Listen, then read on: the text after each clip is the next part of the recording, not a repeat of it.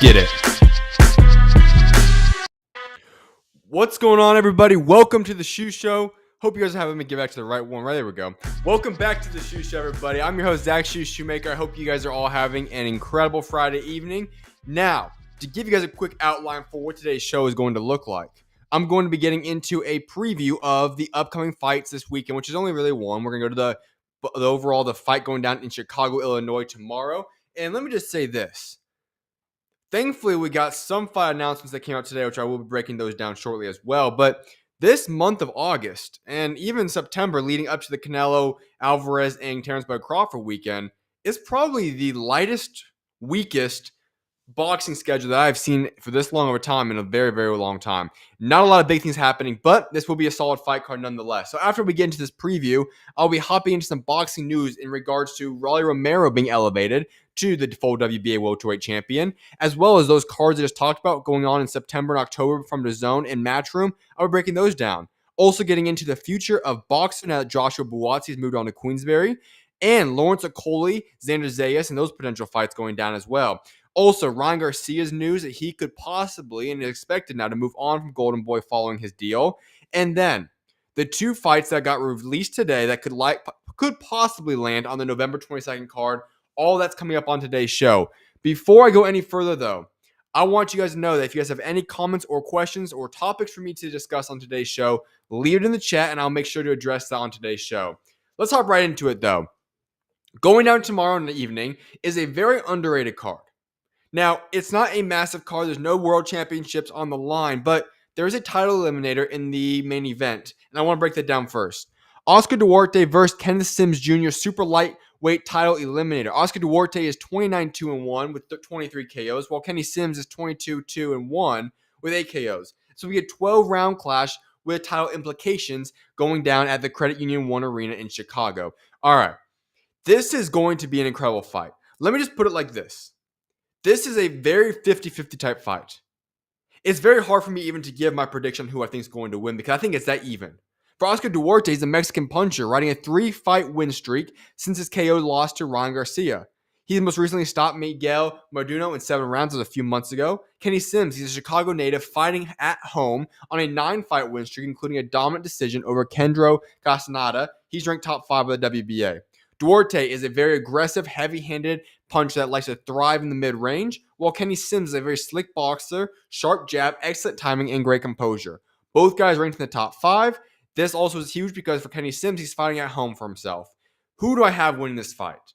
As I said, very 50-50 type fight here. When I look at these two guys, I'm looking at two different fighters that I believe both have a legitimate chance. In fact, I legitimately will call this 50-50.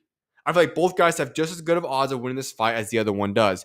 If I had to make a prediction on this fight, I would give the edge to Kenny Sims Jr. And I get that this is something that might be a little bit controversial, but Oscar Duarte, I believe, is the betting favorite, not by a lot, but by a little margin there. If I were to make a prediction, if I had to, I should say, I would go with Kenny Sims Jr. But don't quote me on this one. As I said, this is a very 50-50 type fight. The co-main event is very intriguing as well. Regis Prograis is fighting JoJo Diaz, super lightweight comeback clash, we call it that. Both these guys have had great careers. But with a loss for either one of these guys coming tomorrow night, it could very well be the last fight of their careers. Because it'll put them in a position where where do they go from there? As for the winner, they would obviously have a chance to continue on with their career. Former 2-time world champion Regis Prograis, 29-3 and 24 KOs, takes on the former Olympian and multi-division title holder JoJo Diaz, who's 34-7 and 1 with 17 KOs. So we had a 10-round co-main event at 140. Prograis coming off back-to-back losses to Jack Catterall and Devin Haney. He needs to rebuild himself, while Diaz, he has lost 6 of his last 8 fights, but remains durable and experienced. As I said, this fight, the biggest thing for both of these guys, is finding a way to not be forced to retire, essentially. Obviously, they could go on and fight whatever, but if they actually want to be competitive in their careers, the winner of this fight will have the opportunity. The loser, likely not anymore.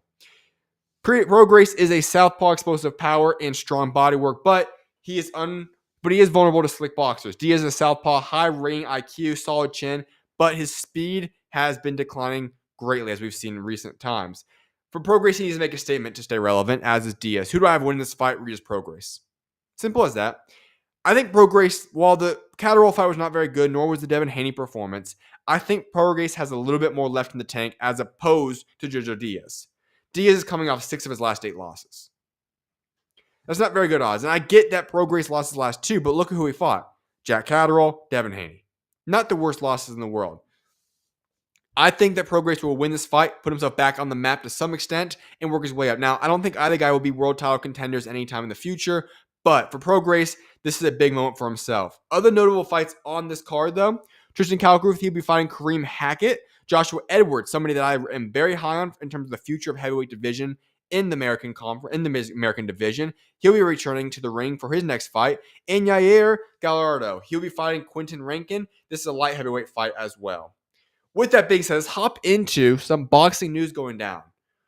Jerome Boots Ennis moved up to 154. That's been known as knew was going to happen. It's now become officialized. Jerome Boots Ennis is now a member of the 154-pound division, meaning that he had to vacate his belts. One of which was announced just a little bit ago, Paddy Donovan versus Lewis Crocker. They'll be fighting for the IBF one. The WBA, though, has now elevated Rolly Romero to become the full WBA welterweight world champion as Boots Ennis vacated it. This makes Rolly Romero a 2-weight world champion and is in advanced talks to rematch Ryan Garcia. All right. Very interesting. Multiple facts I need to break down there. First and foremost, I must say this. Rolly Romero might be the greatest managed boxer that we have seen in recent history. All due respect, Rolly Romero is a good boxer, but for the accolades and the accomplishments he's now had, I think he's well overperformed what his God-given abilities are. And that's a massive testament to himself. He is a very fun fighter to watch. He is very entertaining. I love his personality. Great guy. But it's incredible to see what he has accomplished with his lack there of talent in comparison to so many of his other peers. He's accomplished great things overall. And now he's in a position where he is now a 2-weight world champion in a sense. Now, the other part to that that's interesting is that there is a rematch that he's in advanced talks with Ryan Garcia to make. When we look at the outlook, it was potentially going to be Manny Pacquiao. That seems to possibly no longer be the case. So Manny Pacquiao is there a rematch with Mario Barrios? Who knows? I know Liam Paro called him out, but that fight makes no sense. I don't see how Liam Paro gets that one. However, for Ryan Garcia and Rolly Romero, I feel like that rematch makes a lot of sense. If you are Rolly, I would personally take the Manny Pacquiao one because I feel like it's going to be worth more money to yourself. Also, you get to go fight Manny Pacquiao. But the Ryan Garcia fight's fine as well. I just wonder what type of Ryan Garcia will we see in that fight. That's to be determined. Shows announced for September and October on DAZN. We got some fight dates locked in, and as I said, here's a problem. The month of August is very blah, to be honest with you. August 16th, there is going to be a solid card going down in Riyadh season. You're going to have the Mosey Toma fight card, Raymond Ford, so on and so forth. Now, Raymond Ford and Kakasi would have been a phenomenal fight. Now Kakasi's out, and Nova stepped in, and I think Raymond Ford will do his work on him. But August 16th is really the only day we look at it. It's like, all right, that's a good day of boxing. And then we get to September, and once again, a couple weekends are not very swell there. But September 16th, that's going to be a phenomenal weekend for boxing. Just know that we got to hang tight a little bit until we get to that point. And what happens that weekend? Well, you're going to have the fight I just talked about. Lewis Crocker, Paddy Donovan, rematch for the IBF 147 World Championship. That goes down in the UK. So that'll be in USA time, about 2 or 3 o'clock. And then we're going to head over to that night card. And who's fighting that night? None other than none other than Terrence Bud Crawford versus Canelo Alvarez. And then 4 or so hours after that one, we're going to have Naoya Inoue fighting MJ. So that weekend we have to hold tight for. It's going to be in a remarkable weekend of boxing, but we have to hold tight for them. However, here are the fight dates that Matchroom and DAZN have now announced. September 6th, Pat McCormick versus Miguel Parra and Sugar Nunez versus Christopher Diaz. Lewis Crocker, Paddy Donovan, 2 September 13th, as I just alluded to. October 4th, Nathaniel Collins will be fighting Cristobal Lorente. October 11th, Dave Allen is returning to the ring to fight Alirbek Makhmadov. Interesting fight there. I talked about that yesterday, but very interesting. And then October 17th, Kieran Conway versus George Ledard. Now, they said more to be announced. We'll see what that is, but the Kieran Conway one versus George Ledard intrigues me. George Ledard was on the show a little bit ago saying that's the fight he wants. He's now gotten that fight. For those of you tuning in from America, let me make this clear. If you don't know who George Ledard is, I'd look him up a little bit. This is the guy that has a chance to be one of Britain's next stars. I'm very high on him. I think he's going to do his work on Kieran Conway. I think he'll take care of business in that fight. But George Ledard is a guy to keep an eye on. He is one of the most entertaining and, in my opinion, one of the most skilled, young, up-and-coming boxers, specifically from the UK and Britain, right now in boxing. He is someone to keep an eye on. I think he'll make a statement there, win the British title, and the rest is history. So keep an eye on that one. October 7th will be a very interesting fight card going down there. Speaking of promotions, though, let's head over to BOXXER, because the future of BOXXER seems to be in shambles right now. I made an in-depth video a little bit ago talking about BOXXER, and now I want to elaborate on that. Ben Shalom has done some decent things. I'll give him props for that. But for the most part, it's been disastrous. The way he's managed fighters, what he's done, and I really go back to this. There's been a lot of suspicious activity by Ben Shalom in the past few months, but the one that really kind of put the nail in the coffin for me was the Adam Azim situation a little bit ago, where Callum Simpson was going to be the headlining event, and then all of a sudden Adam Azim was just thrown onto the undercard and then thrown off of it because his opponent decided to utilize a sauna, and you can't do that in Britain. So then that fight was off again. Now, if that was for anybody else, that's one thing. But Adam Azim is one of your greatest stars, up-and-coming stars in all boxing, but for you specifically, one of your biggest stars. And you just treated him like some everyday fighter. That was the moment for me when I looked at that and I said, you know what? BOXXER's going to be done soon. You can't be doing those type of things. And here we go. Joshua Buatsi is officially signing with Queensberry. Massive hit for BOXXER. They have some good names in stable still, but losing Joshua Buatsi is a massive hit to the team. And this has not been confirmed. What Yahoo/Uncrowned Sports broke the news on Monday that he is now signing with Frank Warren's Queensberry following his BOXXER deal. So what does this mean for BOXXER then? For Queensberry, you land Joshua Buatsi, who I think is in a much better situation now. I'm glad he's back with either Matchroom or Queensberry. Far and away the two best promotions in Britain. That's where Joshua Buatsi belongs. But what is next for BOXXER? Well, my personal opinion is that they're going to lose everybody very shortly. Here are some of the big key names that they have. Ben Whitaker, one of the biggest names, growing names, I should say, young growing names in all boxing, regardless of where you're at. Ben Whitaker, coming off of a masterful performance in the rematch against Liam Cameron. That's a massive one. And if I were to pick anyone for Ben Whitaker, I feel like Matchroom's the one to go with. Eddie Hearn is the best at developing stars in all the business right now with promotions. Without a shadow of a doubt right there. If I were Ben Whitaker, I'm going with Eddie Hearn. And Matchroom perfectly makes a lot of sense right there. I'd see that deal happening. So I don't think Ben Whitaker can stay much longer with BOXXER. Then Chris Eubank Jr., I feel like this is a man that we're going to see just kind of ride out the final days of his career. He probably would do one fight deals, probably mostly with TKO and Turkey Al Sheikh. I don't think that's too much of an expectation with him being older in his career. Adam Azim, I just talked about. This is another one. Matchroom and Queensberry both make perfect sense for him. He can have the decision there, but this is a rising star, and I don't see him staying with BOXXER any longer. I feel like he has to have been hurt and upset by the way they handled the whole situation I just talked about. Frazier Clark, another guy, domestic fighter. I could see him going with Queensberry. That makes a lot of sense. I could see him going with a lot of different people, but Frazier Clark. And then Vidal Riley, someone that I am very high on as well. I see that the days of him fighting with BOXXER as well will be moving on from. And BOXXER is a long stable list. But I feel like the end days for BOXXER is near. Ben Shalom has built something that was pretty good. But he has self-sabotaged himself and put himself in a position where now he's losing fighter after fighter. He's put himself in a position now where I don't know where it goes from here. He's been irresponsible with the way he's done different things. His business work has been very, very suspicious, and he's not done his job properly. Hopefully he can rebuild himself and figure himself out, but the time is certainly ticking. Lawrence Okolie welcomes a fight with Fabio Wardley as he chases a world title at heavyweight. All right, let me make this very clear. First and foremost, Lawrence Okolie's out for a long time. So I'm not quite sure why he's already building up some fights right now because he's going to be out for the foreseeable future. Second of all, Lawrence Okolie versus Fabio Wardley, good fight, a good domestic fight. But Fabio Wardley will take care of business in that fight. Make no mistake about that. So interesting fight. I see why Okolie wants it, but Fabio Wardley will do damage on him if they make that fight happen.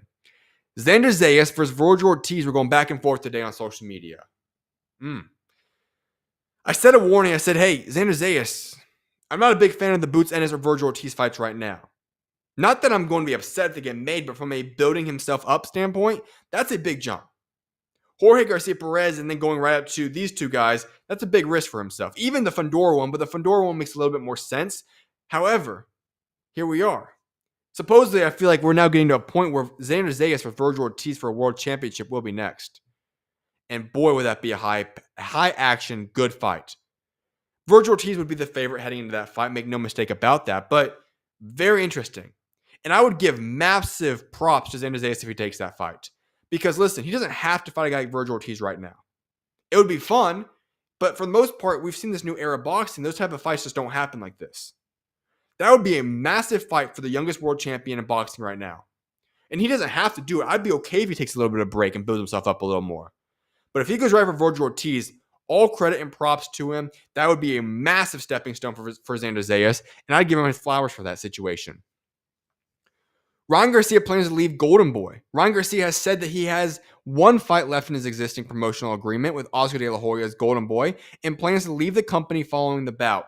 Makes a lot of sense. Listen, it seemed as if they were going to be parting ways a year or so ago. They ended up mending fences just enough to be able to get along, you know? And they've got the past couple fights done and so on and so forth. But now I feel like it's time to move on. Ryan Garcia, Oscar De La Hoya is not in a good situation. They should move on from each other. That's not a good partnership. Not that De La Hoya is anything necessarily too bad for Ryan Garcia, but it's time to move on. Both parties need to go their separate ways. Ryan Garcia's got a lot of stuff going on personally, the way he acts and so on and so forth. Being on Oscar De La Hoya just does not make a lot of sense. They go back and forth too often to be a duo that's supposed to work together. The chemistry just is not there. They're not on the same page. It is time for them to part ways. So I agree with this. One more fight in the deal, get it over with, and then go the separate ways. That's what makes the most sense for both parties there. Let's head over to the final thing I want to touch up on today, and that is two fights that could land on November 22nd card. Callum Smith versus David Morrell and Subaru Matias Dalton Smith. All right, both of these fights have been discussed and talked about now for quite some time. We knew these fights were being rumored, but now November 22nd could be the date for them. All right, I've already said this. November 22nd has the chance to be the best card of the year, and that's saying something because you can make a debate that the February 22nd card, going back to obviously to February, was the best card of the year and one of the best that we've seen put together ever. And what Turkey Al-Sheikh's building right now is a lineup that would essentially look like this. David Benavidez, Anthony Yarde for a world championship. Devin Haney versus Brian Norman Jr. for a world championship. Bam Rodriguez versus Puma Martinez for 3 belts on the line. Obviously being a world championship. Abdullah Mason versus Sam Noakes for a world championship. Callum Smith versus David Morrell for an interim world championship. Subaru Matias versus Dalton Smith for a world championship. Listen to me. If those 6 fights are all on the same card, 5 world championships, 1 interim world championship, we're looking at one of, if not the best cards ever put together in boxing. And the fact that we can say that when we've already had one of the best cards ever put together in boxing just this year is remarkable. And that's why I will once again say this. Turkey Al-Sheikh deserves his props. Whether you like him or not, Turkey Al-Sheikh has done his job and is making big fights happen. And how could you not look at that card and say that's not a beautiful card right there? That day, November 22nd, whatever people are doing that day, you're going to want to cancel those plans and make sure you lock in because that day will be one of the best days for boxing we've seen in recent history. With that being said, though, I appreciate you guys all for tuning in today's show. I hope you guys have a phenomenal weekend. I will be back live on Monday, so make sure to tune into that. I'll announce who the guest is and the timing of that show, probably Monday morning, Monday afternoon, whatever it might be. But I will see you guys back live on Monday. I hope you guys have a blessed rest of you guys Friday and have a great weekend as well. I will see you guys back live on Monday. Enjoy the weekend. May God bless you guys all. And with that being said, SchuZ out. See you guys Monday.